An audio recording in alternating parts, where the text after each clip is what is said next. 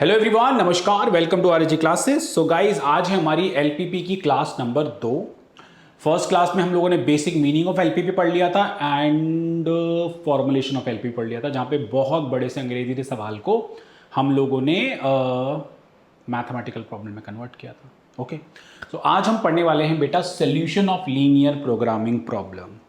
Solution का basic मतलब ये हो गया, जब आप बहुत बड़े एप्लीकेशन वाले सवाल को एक मैथमेटिकल प्रॉब्लम में कन्वर्ट कर लेते हैं। लेट सपोज कि आपने एक ऐसा फंक्शन बनाया जिसमें आपने मैक्सिमाइज करना है z को। z है मान लो 2x प्लस 3y और कुछ तुम्हारी सब्जेक्टिव कंस्ट्रेंट है, फाइन, और नॉन नेगेटिविटी रिस्ट्रिक्शन भी है, x y greater than equal to 0, fine. तो तुम लोगों को ये जानना है कि यार ठीक है, मैथमेटिकल प्रॉब्लम तो बना दी, लीनियर प्रोग्रामिंग प्रॉब्लम तो आ गई, अब ऐसी क्या एक्स और वाई की वैल्यू हम लोग निकालें जिससे कि z की मैक्सिमम वैल्यू आ सके और वो x और y की वैल्यू डेफिनेटली सारी की सारी कंस्ट्रेंट को भी साइमल्टेनियसली होल्ड करे। ओके, तो x और y की तलाश है जो सबको साइमल्टेनियसली होल्ड करे और सबसे बड़ा z दे, या अगर मिनिमाइजेशन z होगा तो सबसे छोटा z दे। तो जब आपको x और y की तलाश होती है उसी को हम बोलते हैं solution of linear programming problem. x और y की तलाश और सबसे बड़े z की तलाश। ऑब्वियसली जब x और y पता लगेंगे तभी सबसे बड़ा z भी निकलेगा या सबसे छोटा z, वो डिपेंड करता है किस तरीके का सवाल आपके पास है। ओके, तो आज की क्लास का हमारा जो टॉपिक है वो है सोल्यूशन ऑफ एलपीपी। ओके, तो गाइस सोल्यूशन करने के ना इसके दो मेथड होते हैं।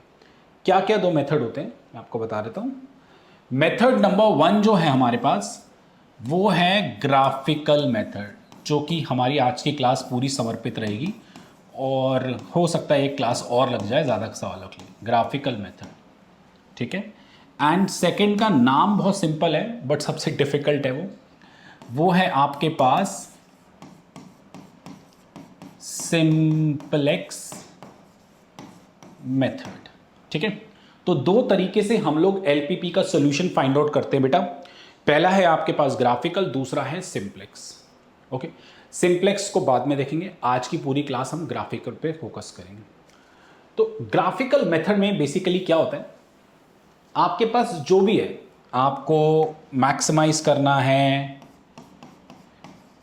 मिनिमाइज करना है, कुछ भी z को, और आपके पास सब्जेक्टिव कॉन्स्ट्रेंट होती हैं। मोस्ट ऑफ द कंस्ट्रेंट आपके पास या तो लेस देन इक्वल टू होगी, ग्रेटर देन इक्वल टू होगी, कुछ इक्वल टू की भी आ सकती है, ठीक है, इस तरीके की होती हैं। प्लस नॉन नेगेटिव रिस्ट्रिक्शन भी आप लोग लेते हो, ठीक है। तो इन कंस्ट्रेंट, स्पेशली ये जो कंस्ट्रेंट है ना, इसको सबसे पहले आपको, इसके लिए आपको डायग्राम बनाना, ग्राफिकल मेथड समझ जाओ, डायग्राम बनाना। तो सबसे पहले आप लोगों को कंस्ट्रेंट के डायग्राम बनाने पड़ते हैं। अब इसके क्या स्टेप्स होते हैं, किस तरीके से करते हैं, वो सेकेंडरी है। प्राइमरी है क्या इस टाइप की, अगर स्पेशली इस टाइप की इन इक्वेशंस आप लोगों के पास हैं तो क्या आप इसके ग्राफ बनाने में सक्षम हो, मतलब आप लोगों को आता है। तो सबसे पहले मैं आप लोगों के सामने इन इक्वेशन के ग्राफ डिस्कस करूंगा और उसके बाद ओरिजिनल ग्राफिकल मेथड पे मूव करूंगा जिसके थ्रू हम लोग एलपीपी को सॉल्व करेंगे। ओके, तो सबसे पहले इन इक्वेशन के ग्राफ देखते। देखो यार, मैंने आपको बोला है कि मैं एलपीपी 0 लेवल से स्टार्ट करके एकदम टॉप लेवल तक जाऊंगा। कुछ बच्चों को लगेगा हमें इन इक्वेशन के ग्राफ आते हैं सर, ये क्या करा रहे हो। आप लोग आराम आराम से देखो, आप लोग को पता लग जाएगा आपको क्या क्या नहीं भी आता।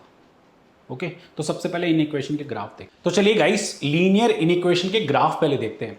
एक लीनियर इक्वेशन, दो लीनियर इक्वेशन, तीन भी हो सकती हैं, साइमल्टेनियसली एक ग्राफ पे सबको दिखाना पड़ेगा। सबसे पहले एक लीनियर इक्वेशन लेते हैं। मैंने एक क्वेश्चन लिखा सिंपल सा, 2x plus 5y less than equal to 10। इसको आपको ग्राफ पे प्रेजेंट करना है। तो जब भी किसी इन इक्वेशन का ग्राफ आपको बनाना हो, सबसे पहले ना इसको अलग से आप इक्वल टू में कन्वर्ट कर लो। 2x plus 5y is equal to 10, और अपना छोटी क्लास का जो बॉक्स मेथड होता है वो यूज़ करो। ये तो सबको आता है, 10th में ही पढ़ा है सबने।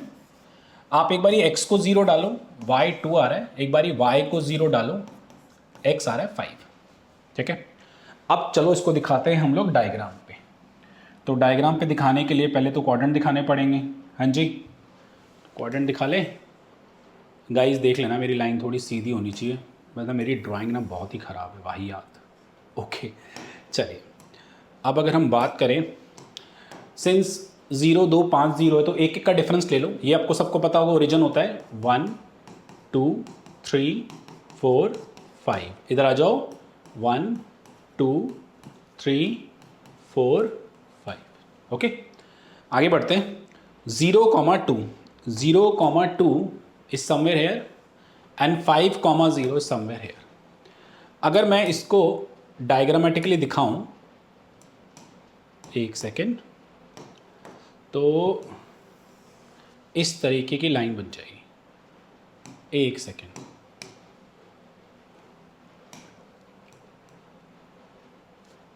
फाइन, एक सेकेंड बच्चों, बस इसको मैं डिलीट कर रहा हूँ क्योंकि 2 के पास से होके नहीं जा रही तो मुझे बिल्कुल भी अच्छा नहीं लग रहा। ठीक है, now it's fine. Okay okay, so ये जो डायग्राम बना है 2x + 5 इज इक्वल टू 10 का बना है, बट हमें चाहिए लेस देन इक्वल टू 10। तो इक्वल टू 10, तो इस एक लाइन पे जितने भी x और y के कॉम्बो होंगे, वो x और y के कॉम्बो जब तुम इसमें पुट करोगे तो तुम्हें हमेशा इक्वल टू 10 मिलेगा। बट लेस देन 10 के लिए अब देखते हैं, क्या इस लाइन के ऊपर के पॉइंट रखें या इस लाइन के नीचे के पॉइंट रखें। ये बड़ी कंफ्यूजन रहती है। मुझे पता है कुछ बच्चों को पता है सर ओरिजिन डालो काम खत्म करो, बट ऐसे नहीं होता। ध्यान से देखो, कहीं कभार ओरिजिन वाला चीज़ जो है काम भी नहीं करती। ओके, तो या तो इधर ऊपर हो सकता है, नीचे हो सकता है। तो अगर हम नीचे आए तो नीचे के जितने भी एक्स और वाई के पेयर हैं, कोई भी एक पेयर आप उठा लो, कोई भी एक पेयर आप उठा लो। देखो टीचर्स ये बताते नहीं हैं, वो कहते हैं बस ओरिजिन लो। अरे भाई क्यों हमेशा ओरिजिन लें, हमें शेड करना है ना। हमें पता है इस लाइन पे 2x + 5y = 10 है हर एक्स और वाई पे। अब हमें वो एक्स और वाई चाहिए जिस पे लेस देन 10 भी आए। तो लेस देन 10 ऊपर वाला होगा, नीचे वाला होगा। तो ऊपर का कोई एक्स वाई का कॉम्बो ले लो, नीचे को ले लो, किसी का भी ले लो। तो अगर मैं नीचे का कॉम्बो लूँ तो नीचे का कॉम्बो में अगर मैं 0 0 लेता हूँ, मैं और भी कॉम्बो लेके दिखाऊंगा तुम्हें। अगर मैं 0 0 यहाँ पुट करता हूँ, 2 0 5 0, ठीक है, लेस देन इक्वल टू 10, तो 0 लेस देन इक्वल टू 10, तो ये ट्रू है। यानी 0 0 डालने पे ये वाली जो वैल्यू है वो लेस देन 10 आ रही है, तो लेस देन 10 भी एक्सेप्टेबल है। कुछ बच्चे कहते हैं सर 0 10 0 0 के अलावा कुछ और डाल के दिखाओ। लेट अस सपोज नीचे के एरिया में ये भी आ रहा है ना, मान लो 1 0, x का 1 y का 0। अगर आप x को 1 डालोगे और y को 0 डालोगे तो कितना बचेगा, 2 बचेगा। 2 लेस देन इक्वल टू 10, ये भी 2 है। तो मतलब ओरिजिन भी होल्ड कर रहा है, ये भी होल्ड कर रहा है, नीचे के पॉइंट इसे होल्ड कर रहे हैं। तो इट मीन्स ये इस तरीके से नीचे को शेड हो जाएगा। ठीक है, लाइन और भी आगे ऊपर तक जाएगी, ठीक है, बट आप कितना ले जाओगे, इनफाइनाइट है। कुछ बच्चे कहते हैं सर ऊपर का कोई पॉइंट लेके देखो, ऊपर का पॉइंट ले लो। लेट अस सपोज ऊपर के पॉइंट में जैसे ये आ रहा है 0,3, x का 0 y का 3। तो अगर आप x को 0 डालोगे और y को 3 डालोगे तो 15 आ जाएगा। तो 15 less than 10, is that true? No, इसका मतलब है ऊपर के जो पेयर हैं वो इसको होल्ड नहीं कर रहे हैं। That's all. ओके, और बच्चों अगर ये वाली line less than equal to जगह सिर्फ लेस देन 10 होती, मतलब इक्वल टू 10 नहीं होता, तो हमारा जो डायग्राम बनता ना वो बनता डॉटेड।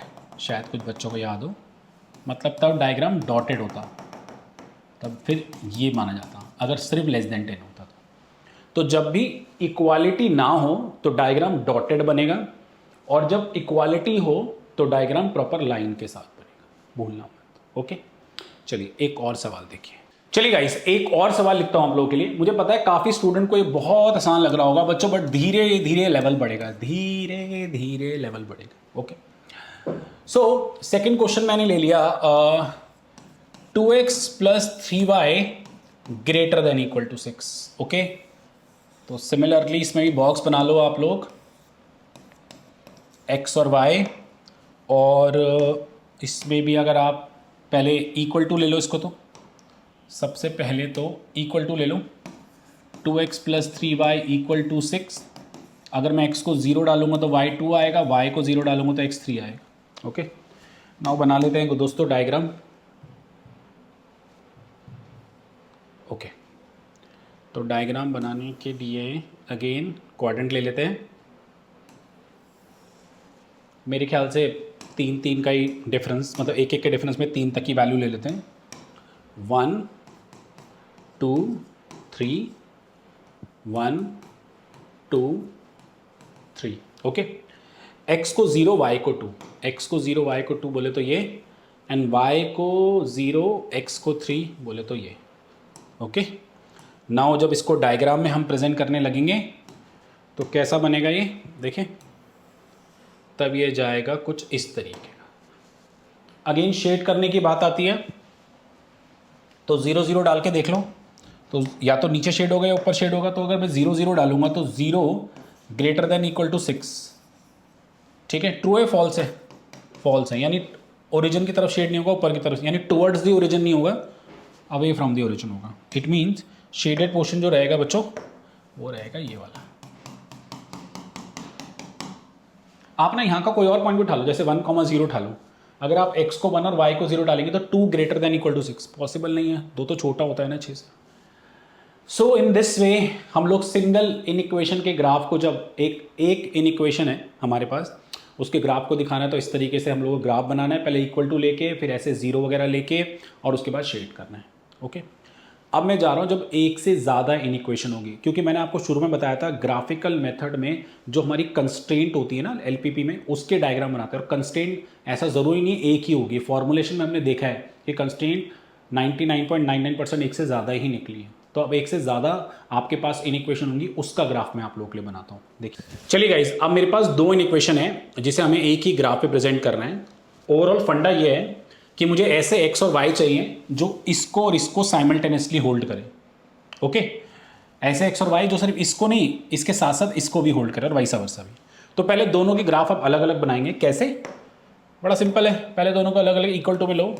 तो x plus 2y equal to, अगर मैं 20 लूंगा बेटा, तो 20 लेने से दिस इज x और y, x को 0 डालूंगा y 10 और y को 0 डालूंगा x 20। ओके, सिमिलरली अगर मैं दूसरा वाला लूँ 5x plus 2y equal to 50, अगर मैं इसके लिए डायग्राम बनाऊँ,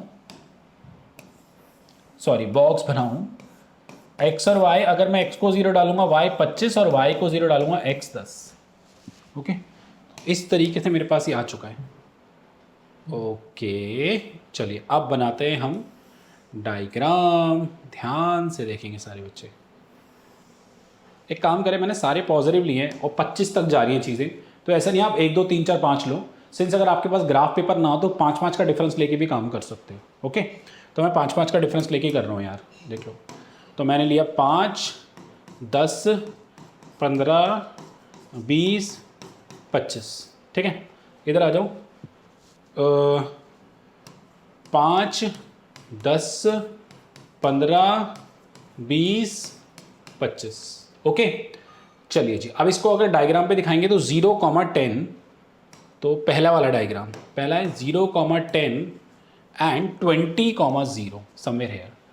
तो चलिए जी, इसका बना देते हैं डायग्राम। कौन सा कलर ले? वाइट ले लेते हैं। चलो देखो, इधर आ जाएगा ऐसे, थोड़ा और आगे तक भी चले जाएगा। ओके, अब रही बात इसको शेड करने की, तो अगर मैं इसमें 0 0 पुट करूंगा, आप ध्यान से देखो, इसमें 0 0 डाला जाएगा तो 0 इज लेस देन इक्वल, देखो 0 is the first priority of yours, पहले 0 से चेक कर लो। 0 कहीं कहीं काम नहीं करेगा, ठीक है, तो हम लोग फिर जो क्वेश्चन शेड करना है ऊपर या नीचे दाएं या बाएं, वहाँ का कोई भी पर्टिकुलर पेयर ऑफ पॉइंट लेके इक्वेशन इन इक्वेशन में पुट करके देखेंगे होल्ड कर रहा है नहीं कर रहा। तो फिलहाल 0 is less than equal to 20। जैसे मान लो कभी कभी ना राइट में 0 होता है, तो फिर 0 लेस देन इक्वल टू 0, तो वहाँ पे थोड़ी कन्फ्यूजन आ जाती है। ओके, इक्वल टू भी होता है बट लेस देन नहीं होता, तो वहाँ के केस में फिर हमें कुछ और पेयर्स ऑफ पॉइंट लेने पड़ते हैं रादर देन 0 0। चलो फिलहाल तो इधर 20 इज ग्रेटर देन 0 या 0 इज लेस देन 20 ट्रू है, तो ये नीचे को शेड होगा। कहाँ शेड होगा? नीचे को शेड होगा। तो हल्का सा ऐसे एक लाइन खींच देना, मतलब एक ऐसे 1 2 पॉइंट डाल देना, अरे भाई चल जा, ठीक है, कि नीचे को शेड हो रहा है। आ जाओ जी इस वाले में 0,25 एंड 10,0, ठीक है जी, 10,0। तो फाइनली अब अगर इसका मैं डायग्राम बनाऊं तो इसका डायग्राम जाएगा ऐसा, ठीक है, फाइन। इसमें अगर आप लोग 0 0 पुट करेंगे, here if you put 0 0, 0 is less than 50, true false? True है। 0 is less than equal to 50, true है, तो ये भी नीचे को शेड होगा। तो फाइनली जब दोनों ही नीचे को आ रहे हैं, बताओ ये भी सारा नीचे को आ रहा है, ये भी सारा नीचे को आ रहा है, तो कॉमन क्या हो गया? कॉमन एरिया होगा ये वाला।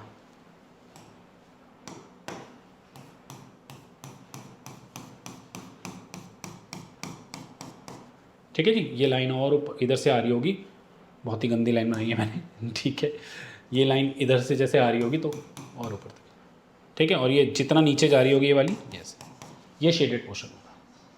कोई बच्चे कहेंगे सर ये वाला शेडेड पोर्शन अगर मैं देखूँ, इतना पोर्शन देखूँ, तो इसमें सिर्फ और सिर्फ ये पिंक वाली लाइन का डाउनवर्ड एरिया आ रहा है, बट इस वाइट वाली लाइन का डाउनवर्ड एरिया नहीं आ रहा। हमें वो एरिया चाहिए, मैंने क्या बताया था, मुझे वो एक्स और वाई चाहिए जिससे कि जो कि दोनों की दोनों इन इक्वेशन को साइमल्टेनियसली होल्ड करे।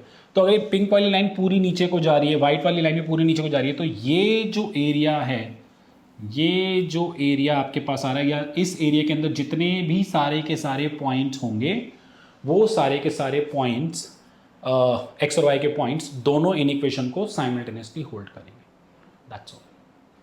क्लियर है सबको अच्छे से? Hope so. तो इन इक्वेशन के ग्राफ बनाने सबको होपफुली अच्छे से आ चुके हैं। ओके, अच्छा, अब इसमें ना मैं एक चीज़ और ऐड ऑन कर रहा हूँ। क्या मैं इसमें एक चीज़ ऐड ऑन कर रहा हूँ, अगर मान लो यहाँ पर इसके साथ एक और ये पॉइंट आपको दे देता कि आपके पास x और y दोनों पॉजिटिव होना ज़रूरी है, x और y दोनों पॉजिटिव होना ज़रूरी, तो शेडेड पोर्शन क्या होता। तो अगर आप ध्यान से देखें, मैं इसको रब करूँ इतने पोर्शन को, फिलहाल ध्यान से देखें, तो सिंस ये सारा का सारा इधर को जा रहा था, जब भी x और y पॉजिटिव होते हैं ना, इसका मतलब क्या है, सिर्फ और सिर्फ आपको फर्स्ट क्वाड्रेंट कंसिडरेशन में कंसिडर करना है। ओके, फर्स्ट क्वाड्रेंट लेके चलना है। तो फर्स्ट क्वाड्रेंट का बेसिक मतलब है ओनली दिस पोर्शन। अब सिंस ये दोनों नीचे को आ रहे थे और फर्स्ट क्वाड्रेंट अगर ये नीचे को आ रहे थे तो इधर भी आ रहा था, बट नहीं, इतना पोर्शन देखो फर्स्ट क्वाड्रेंट में नहीं आता। तो जो फाइनल एरिया होता ना, जिसमें इन वो एक्स और वाई जो इसको भी होल्ड करते और जो इसमें एक्स और वाई पॉजिटिव होता, वो एरिया होता ये वाला, सिर्फ ये वाला। दोनों इक्वेशन भी डाउनवर्ड जा रही हैं, ठीक है, और एक्स और वाई पॉजिटिव है। ठीक है बच्चों, आई बिलीव सबको अच्छे से क्लियर हो गया। ठीक है, एक्स और, अच्छा आगे ना जब तुम एलपीबी का ग्राफिकल मेथड सीखोगे ना, तो उसमें एक टर्म तुम पढ़ोगे, मैं आपको बता देता हूं, कॉर्नर पॉइंट। ठीक है, कॉर्नर पॉइंट्स क्या होते हैं? देखो, जैसे दीवार का कोना होता है, कोने में कोई बैठा हुआ है, तो मतलब जहाँ पे वो दो दीवारें आपस में ऐसे मिल रही हैं, तो जहाँ पर कोई भी दो लाइन कट कर रही होंगी शेडेड पोर्शन में, तो उसको हम कॉर्नर पॉइंट कहते हैं।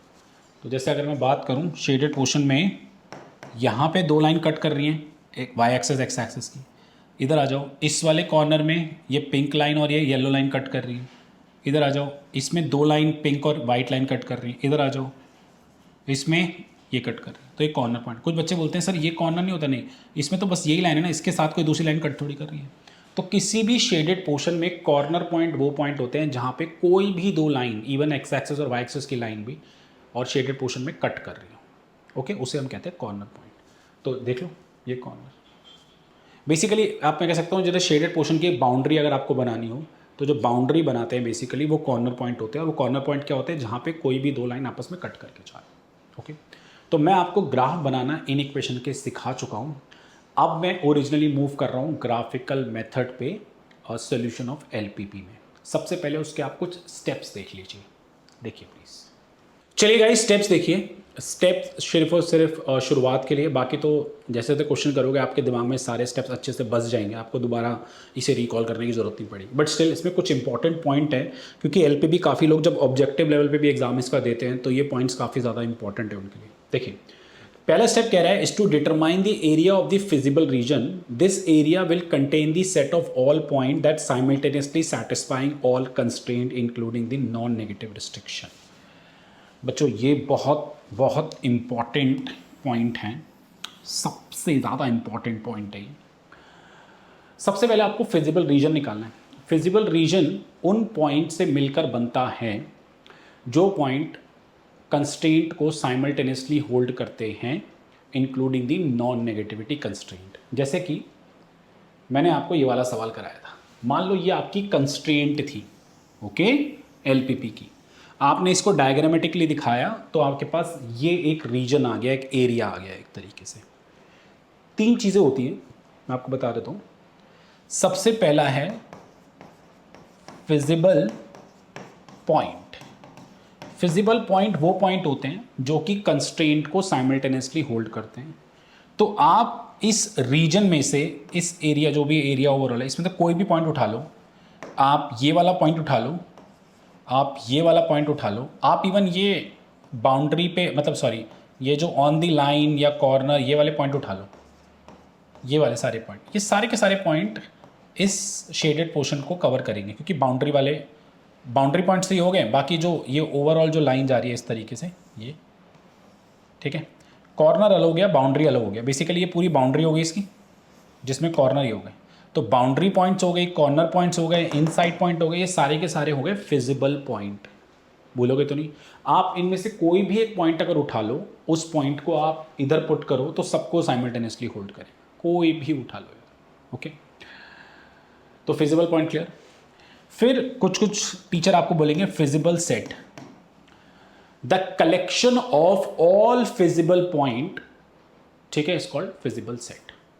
सारे के सारे पॉइंट का जो कलेक्शन है वो फिजिबल सेट हो गया। और इस फिजिबल सेट को ग्राफिकली प्रेजेंट करना, शेडेड पोर्शन में इस तरीके से दिखाना कि वो क्या क्या कितने, मतलब जैसे सपोज करो ये फिजिबल पॉइंट अगर मैंने इस तरीके से लिख दिया और ये सारे पॉइंट हैं, एक तरीके से सेट को एक तरीके से ग्राफिकली ऐसे शेड करते, सेट में करते थे ना हम, शेड करते थे ना जब A union B intersection Venn diagram, है ना, वो रीजन होता था, वो एरिया होता था, ठीक है, उसको हम कहते हैं फिजिबल रीजन। क्लियर है? फिजिबल पॉइंट वो पॉइंट जो कि सारी की सारी कंस्ट्रेंट को साइमल्टेनियसली होल्ड करेंगे। सेकेंड नंबर पे आ गया feasible set, collection of all the feasible point, feasible set. And feasible region का मतलब क्या हो गया? जब आप उसे ग्राफिकली दिखाओगे बेसिकली, ठीक है, उसको फिजिबल रीजन बोलेंगे, खत्म। ओके, तो सबसे पहला स्टेप ग्राफिकल में क्या होता है? कंस्ट्रेंट का डायग्राम बनाना और एक फिजिबल रीजन फाइंड आउट करना, ठीक है जी। सेकेंड स्टेप पे आते हैं, note the corner coordinates of each corner point of the feasible reason and substitute the coordinate of the corner point into the objective function. आप जैसे आपका फिजिबल रीजन आ जाए, आप कॉर्नर पॉइंट तलाश लो। कॉर्नर पॉइंट सिखा दिया मैंने आपको, जहाँ पे फिजिबल रीजन में दो लाइन आपस में कट कर रही होंगी वो आपके कॉर्नर पॉइंट होंगे, ठीक है। कॉर्नर पॉइंट निकाल ली, बाउंड्री पॉइंट अलग है, कॉर्नर पॉइंट अलग। बाउंड्री से बाउंड्री तो पूरी हो गई एक तरीके से, बट उसमें से कॉर्नर आपको तलाशना है और उन कॉर्नर को आपको ऑब्जेक्टिव फंक्शन में पुट करना। ऑब्जेक्टिव फंक्शन बोले तो जो भी आपका मैक्स जेड होगा या मिनी जेड होगा, उसमें जो भी आपका फंक्शन है, मान लो 2x + 3y है, जो भी है वो कॉर्नर पॉइंट आपको इसके अंदर पुट करना है। वैसे मेरा एक सवाल आता है बहुत सारे टीचरों से कि why only corner point, why not inside वाले पॉइंट क्यों नहीं लेते आप, कॉर्नर पॉइंट ही क्यों लेते?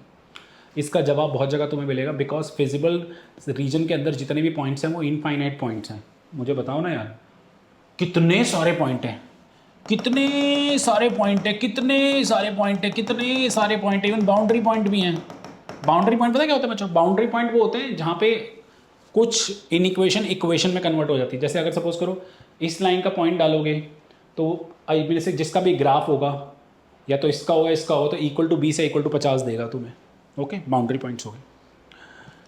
ये अंदर के पॉइंट्स क्यों नहीं लेते?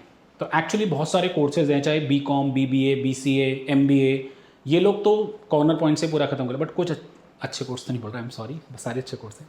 कुछ इकोनॉमिक्स ऑनर्स, स्टैट्स ऑनर्स वाले कॉर्नर पॉइंट के बाद भी थोड़ी सी R&D करते हैं कि कॉर्नर पॉइंट के अलावा भी क्या कोई और सोल्यूशन हो सकता है, बिकॉज वो लोग ना बेसिकली LPP पढ़ते हैं, ठीक है, नॉन लीनियर प्रोग्रामिंग कंस्ट्रेंट भी वो लोग पढ़ते हैं, या प्रॉब्लम भी पढ़ते हैं, नॉट कंस्ट्रेंट। ओके, सो फिलहाल तो मैं अभी कॉर्नर पॉइंट को लेके ही बात करूंगा, बट मैं एक वीडियो और बनाऊंगा जहाँ पे कॉर्नर पॉइंट पे भी हम लोग पोस्टमार्टम करेंगे कि कहीं कहीं पे कॉर्नर भी सही सोल्यूशन नहीं दे सकता। ओके, वो बात की बात है। फिलहाल इस पे आते हैं हम लोग कि कॉर्नर पॉइंट के अलावा भी हम और सोल्यूशन, कॉर्नर पॉइंट निकाले और उसको इसमें पुट कर दिया। उसको पुट करने के बाद मैक्सिमाइजेशन केस में, in maximization case the optimum solution is the largest value of the objective function at corner point। तो जिस कॉर्नर पॉइंट पे आपकी ऑब्जेक्टिव फंक्शन की वैल्यू सबसे बड़ी आ रही है, अगर आपका मैक्सिमाइजेशन का क्वेश्चन है तो उसे मैक्सिमम वैल्यू बोलेंगे, और उस कॉर्नर पॉइंट को मैक्सिमम पॉइंट भी बोल सकते हैं और ऑप्टिमम पॉइंट भी बोल सकते हैं, कुछ लोग ऑप्टिमल पॉइंट भी बोलते हैं उसे, ठीक है। In minimization case optimum solution is the lowest value of the objective function at corner point. तो अगर मिनिमाइजेशन का क्वेश्चन आप लोग कर रहे हो और आप लोगों का कॉर्नर पॉइंट्स जो भी 3-4 कॉर्नर पॉइंट्स है उनमें जो सबसे छोटी वैल्यू आ रही है उसको मिनिमम वैल्यू मानेंगे, ठीक है। तो जब मैं ऑप्टिमम या ऑप्टिमल बोल रहा हूँ तो इट कुड बी मैक्सिमम और मिनिमम, वो डिपेंड करता है क्वेश्चन में आपको किस तरीके का चीज़ें गिवन है। ओके, तो आई बिलीव सबको ग्राफिकल मेथड का मैंने प्लॉट अच्छे से सेट कर दिया है। अब टाइम आ चुका है इसके सवाल करने का। देखो काफ़ी टीचर ना डायरेक्ट सवाल से शुरू कराते हैं और सवाल में ही सबको समझा देते हैं। मेरी आदत बिल्कुल भी ऐसी नहीं है। हम लोग जब तक अच्छे से नहीं पढ़ेंगे तो सवाल भी अच्छे से नहीं कर पाएंगे, मज़ा ही नहीं आएगा सवाल करने में, ठीक है। तो अब मैं मूव करने जा रहा हूँ क्वेश्चंस पे। सो गाइस, पहला सवाल ग्राफिकल मेथड से, मैक्सिमाइजेशन z है, सब्जेक्ट टू कंस्ट्रेंट आपको गिवन है, और हो जाओ डायग्रामेटिकली शुरू। सबसे पहले हमें कंस्ट्रेंट के डायग्राम बनाने पड़ेंगे, और कंस्ट्रेंट के डायग्राम के लिए बॉक्स बनाएंगे। बॉक्स, तो बॉक्स में अगर x को 0 डालते हैं तो y 12, और y को 0 डालते हैं तो x आ गया 4। और सेकेंड वाले बॉक्स में अगर हम आते हैं, x को 0 डालेंगे तो y आएगा 34/5 विच इज़ 6.8, है ना। 5 छिक्का 30, 5 अट्ठे 40, 6.8, और y को 0 डालेंगे तो x आएगा 17। चलिए जी, अब बात करते हैं डायग्राम की। डायग्राम मैं सिर्फ और सिर्फ फर्स्ट क्वाड्रेंट का बना रहा हूँ, रीज़न बीइंग दैट बिकॉज आपको नॉन नेगेटिविटी रिस्ट्रिक्शन गिवन है ना, x और y भी आपको पॉजिटिव गिवन है। चलिए, अब ना मैं ऐसे 2 4 6 8 1 2 3 4 5 10 का गैप नहीं ले रहा, मैं रैंडमली बना रहा हूँ। रैंडम मतलब एक आइडिया ले रहा हूँ कि कौन बड़ा होगा कौन छोटा होगा, और आप लोगों को पता लग जाए पेपर में, बट आप गैप लेना पड़ेगा। जैसे ऐसे 17 तक जा रहा है तो दो गैप ले लो, 2 4 6 8 10 12 इस तरीके से। फिलहाल पहला 0,12 है, तो 12 इज समवेयर हेयर, ओके, 0 और 12, एंड 4 इज समवेयर हेयर। ऐसे ही मैंने थोड़ा सा अंदाज़ा लगा के, ओके, एक सेकेंड, डिलीट हो भाई, हाँ अब थोड़ा सही लग रहा है, ओके। सिंस 0 0 पुट करेंगे तो 0 0 डालेंगे तो 0 is less than equal to 12, तो ट्रू है, तो 0 0 होल्ड कर रहा है तो नीचे की तरफ शेड होगा, ऐसे लिखते हैं। नेक्स्ट आ जाओ 0,6.8, 6.8 is somewhere here, 6.8, okay, and 17,0, 17 तो पता नहीं इधर आएगा कहीं पे। और जब आप इसका डायग्राम बनाओगे तो कुछ ऐसे चले जाएगा, ओके। ये 17 है, फाइन। इसमें भी अगर आप 0 0 डालोगे, 0 is less than equal to 34, true है, तो ये भी नीचे शेड होगा। तो दोनों ही नीचे शेड हो रहे हैं, तो कॉमन क्या आ गया गाइस, कॉमन एरिया आ गया ये वाला। एक सेकेंड, बाहर नहीं जाना चाहिए ना बच्चों फर्स्ट क्वाड्रेंट से। ये आ गया आपका कॉमन एरिया, ओके। जो भी आपका कॉमन एरिया आ गया, फिजिबल रीजन आ गया बेसिकली, ओके। इस फिजिबल रीजन में आपको सेकंड पॉइंट क्या होता है, कॉर्नर पॉइंट लिखना। तो कॉर्नर पॉइंट अगर मैं बात करूं तो कॉर्नर पॉइंट क्या होंगे, तो इस रीजन में कॉर्नर पॉइंट क्या होंगे, जहां पे दो लाइन कट कर रही होंगी। एक तो ये हो गया, इसको ए पॉइंट दे दो, 0,0। एक ये हो गया, दो लाइन कट कर रही है 4 0, क्योंकि ये वाली एक्स एक्सेस की लाइन और की लाइन। एक ये हो गया, दो इन इक्वेशन जो थी उसकी इक्वेशन वाला पोर्शन जब कट कर रहा है, इसको सी दे दो, और ये बी हो गया। और एक ये हो गया, ठीक है, जहाँ पे ये और ये डी, 0,6.8। अच्छा, सी अगर निकालना है तो सी इज़ नथिंग बट इन दोनों इक्वेशन जहाँ पे कट कर रही है, तो दो इक्वेशन जहाँ पे कट करती हैं वो उसके इंटरसेक्शन पॉइंट होते हैं। और ये बेसिकली जहाँ पे कट कर रही है इक्वेशन, क्योंकि डायग्राम तुम इक्वेशन का बनाते हो ना, मतलब जो लाइन बनाते हो तो इक्वेशन लेके बनाते हो ना, शेडेड जब करते हो तो इन इक्वेशन कंसीडर करके करते हो। तो 3x + y बराबर 12 एंड 2x + 5y बराबर में 34। तो ऊपर वाले को एक काम करें, किससे कर लें, 2 और से कर लें, 2 से कर लो चलो, या ऊपर वाले को 5 से भी कर सकते हैं। 5 से करें तो 15x 5y 12, ओके, 5 से क्या 60 हो गया। फिर 2x + 5y = में 34, माइनस माइनस माइनस, ये 13x आ गया, ये कैंसिल हो गया। x की वैल्यू 2 आ गई गाइज, और x की वैल्यू 2 अगर तुम यहाँ पुट करोगे, 3 2 6, 12 में से 6 गए 6, तो 2,6 आ रहा है ये बेसिकली। तो ये आपको पेपर में करके दिखाना पड़ेगा, 2,6, ओके। उसके बाद लास्ट स्टेप क्या होता है कि जो भी आपके कॉर्नर पॉइंट्स आए हैं उनको आप लोग ऑब्जेक्टिव फंक्शन में पुट करो। तो जो भी कॉर्नर पॉइंट हैं आप लिखेंगे यहाँ पे a 0 0, b है 4 0, c है 2 6, है ना, एंड d है 0 6.8। इसको आप z में पुट करेंगे विच इज़ 10x + 6y। जब आप पुट करेंगे तो ये 0, ये 40, 10 दूनी 20, 6 6 36, 56 और 6.8 एक्स, इसमें 0 डालोगे तो 0 और 6.8 इंटू 6.8 इंटू 8 6 48 6 6 36 और 4 40 40.8। कैलकुलेशन के लिए माफ़ी चाहता हूँ। फिर कहता है फाइनली अगर हम मैक्सिमाइजेशन का क्वेश्चन कर रहे हैं तो इनमें जो सबसे बड़ी वैल्यू आ रही है वो होगी maximum value. So this is optimum value and this is optimum point, या ऑप्टिमल वैल्यू ऑप्टिमल पॉइंट। ठीक है, मैक्सिमम वैल्यू मैक्सिमम पॉइंट। ये हो गया ग्राफिकल मेथड से सोल्यूशन। तो पहला सवाल तो ऑब्वियसली मैक्सिमम टीचर और सब लोग यही करते हैं, बट धीरे धीरे धीरे लेवल बढ़ाएंगे। चलिए सेकंड क्वेश्चन।